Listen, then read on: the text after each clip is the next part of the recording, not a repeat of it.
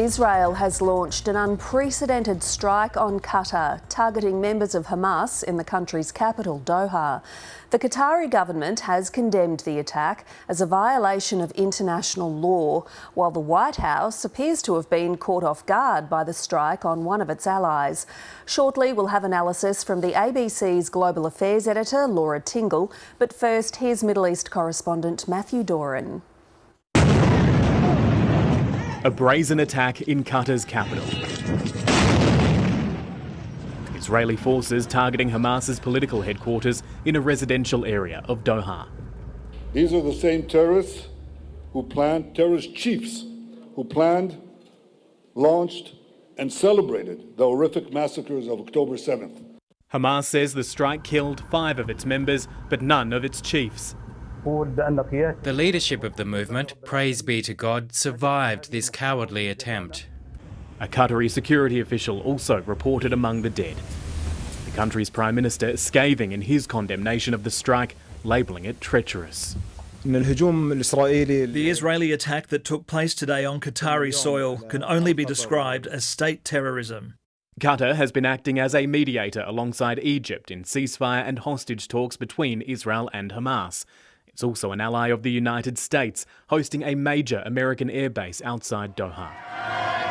The US president insists he wasn't involved in the strike and was only notified by the American military just before it took place. I was very unhappy about it, very unhappy about every aspect, and we got to get the hostages back. But I was very unhappy about the way that went down. Hamas's political leadership had reportedly gathered in Doha to discuss the latest US proposal for a ceasefire in Gaza. Israel's attack blowing up the negotiations nearly 2 years into the conflict.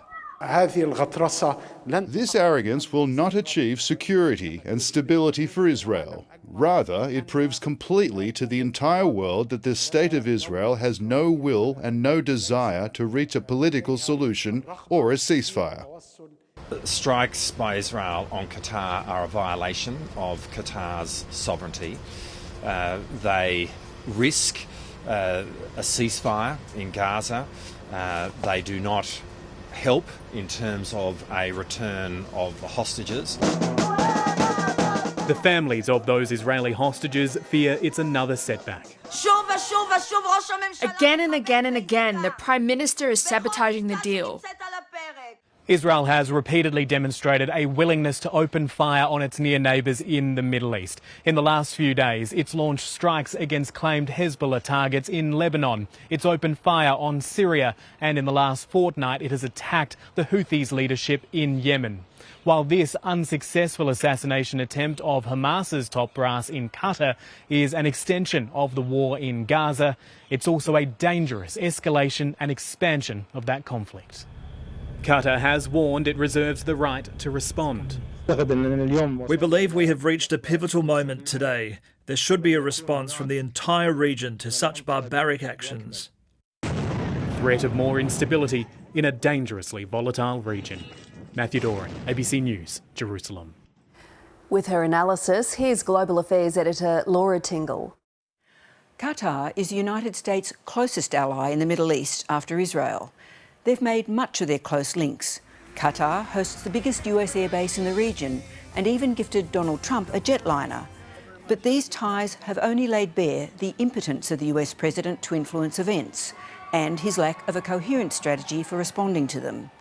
As the hours ticked by, it became clear the White House had not been consulted about Israel's plans, nor even told about them until it was too late.